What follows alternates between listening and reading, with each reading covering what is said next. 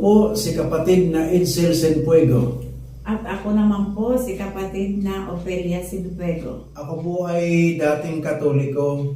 Ang nakagisnan ko pong aral doon ay pagsamba sa mga Diyos-Diyosan, pagdiriwang ng Pasko, Fiesta, at kung ano-ano pang katha-katha. Kaya ang mga gawain ko noon, puro kalayawan, tulad ng paninigarilyo, paglalasing, sugal, at iba pa. Noong time na yon, nag-away kami kasi palagi siyang naglalasing. Taong 2013, una po akong nakapakinig ng programa na itanong mo kay Soriano Biblia. Isa po akong helper noon, delivery sa isang kumpanya. Madalas gabi na akong makauwi sa bahay. Naisipan ko magbukas ng TV, mga 11 na ng gabi.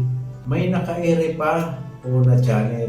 Pinanood ko po habang nagpapanto. May mga nagtatanong, ang naalaala ko tungkol sa kapanganakan ng Panginoong Hesus. Doon ko po nalaman, di pala December 25, gaya ng nakagisnan ko sa dati kong reliyon. Kasi binasa ni Brad Eli yung sagot nakalagay sa Biblia.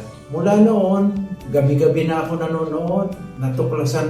May natuklasan pa po ako tungkol sa Diyos-Diyosan na malaking kasalanan pala ang sumamba doon. Nasusulat din pala sa Biblia. Natandaan ko pa po nga at naisulat ko po yun, yung verse. Simula noon, natakot ako. Kaya tinanggal ko na po yung mga imahen sa bahay. At sa 5 taon po akong nanonood at nakikinig kay Brad Eli, marami po akong natutunan na salita ng Diyos at aral, mga kabawalan ng Diyos. Nung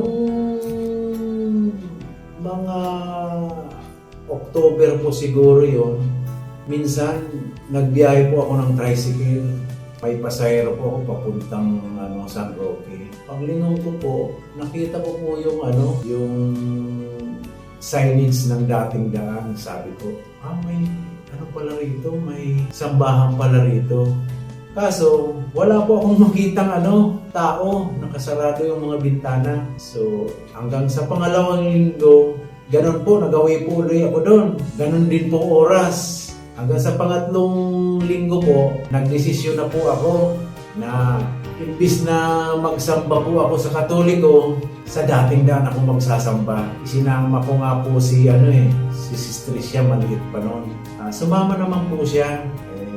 Palibasa, hindi ko pa naman po alam kung paano po gayak pagsamba. Yung po rin natutunan ko sa Katoliko, nagsuot po kami ng pantalon, sapatos.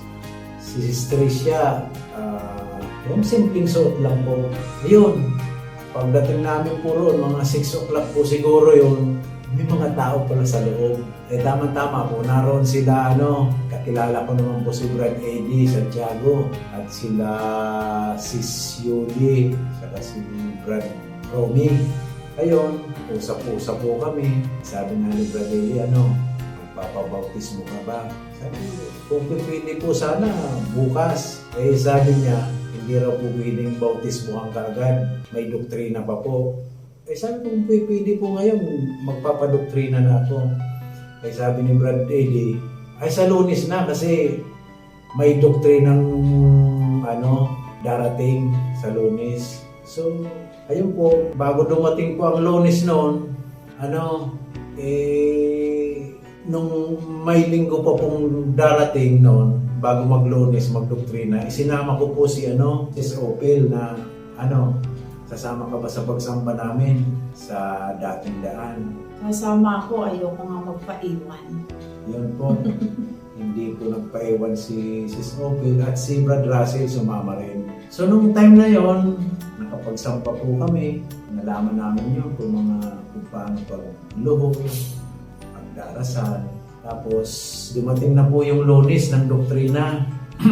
Ako po kasi driver na po noon. Alas 7 po raw ang umpisa. Nagdasal po ako. Sana po makarating ako ng alas 7. Hindi naman po ako nabigo. Araw-araw po yun, nakakarating ako ng maaga.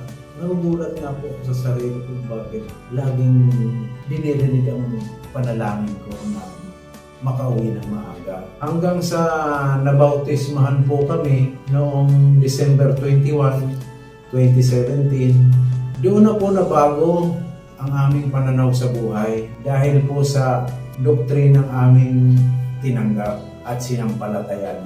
Ang mga nagbago po sa aming buhay, simula nung kami nabautismuhan, nagkaroon na po kami ng kapayapaan sa buhay. Tumutulong po sa mga gawain sa iglesia, hindi po kami nakakalimot dumalo sa pagkakatipon. Nung mabautismuhan po kami sa iglesia, nung una, nilayuan po kami ng mga kabag-anak namin.